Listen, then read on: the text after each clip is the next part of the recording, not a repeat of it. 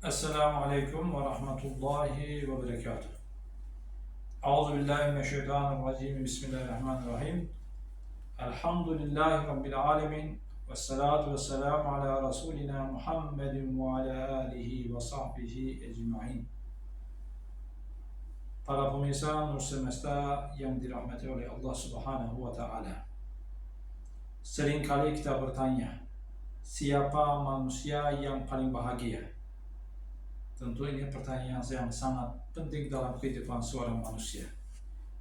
Maka Ustaz Said Nursi dalam bukunya Tuntunan Generasi Muda menjawab pertanyaan yang urgen ini. Sebelumnya beliau menggambarkan hakikat dunia. Apa itu dunia? Dunia bersifat fana, usia amat singkat, sementara kewajiban sangat banyak. Berbagai kewajiban ya. Kehidupan abadi ditentukan di sini, yaitu di dunia. Ingin mendapatkan kebahagiaan di akhirat, ya kita menentukannya di dunia ini. Dunia bukan tak bertuan, maksudnya ada tuannya, ada yang mengatur ya. Dan menjamu adalah di dunia ini adalah Tuhan yang Maha Pemurah dan Maha Bijak, yang tidak menyia-nyiakan balasan keburukan dan kebaikan, serta tidak membebani manusia di atas kemampuan. Jadi pasti Allah Subhanahu wa taala ya membalas baik yang keburukan maupun yang kebaikan. Dan Allah juga tidak membebani manusia di atas kemampuannya. Tentu ini juga sebuah ayat dari surat Al-Baqarah ya. La yukallifullahu nafsan illa wus'aha. Jadi Allah tidak akan membebani hamba di luar kemampuannya. Dan jalan yang lurus berbeda dengan jalan yang berisi kebedian.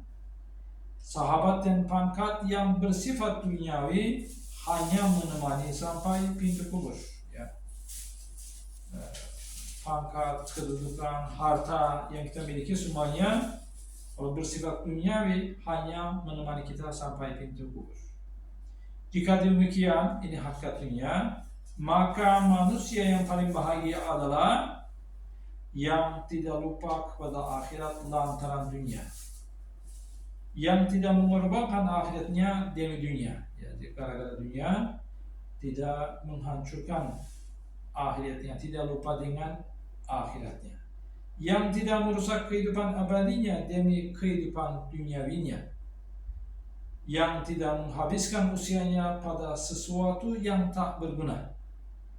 Nah, ini perlu saya garis bawahi di sini bahwa tidak hanya maksiat kata yang saya paham di sini, jadi urusan yang sia-sia juga ya sebenarnya, atau sesuatu yang tidak bermanfaat itu merugikan kita, karena dunia ini yang tadi usianya itu manusia itu bersifat sementara kita dan amanah kita harus menggunakan sebaik-baiknya. Baik.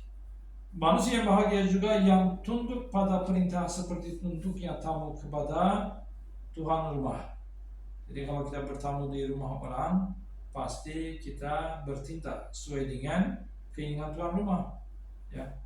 Kalau tidak, ya pasti tuan rumahnya mungkin usir kita atau marah kita dan sebagainya.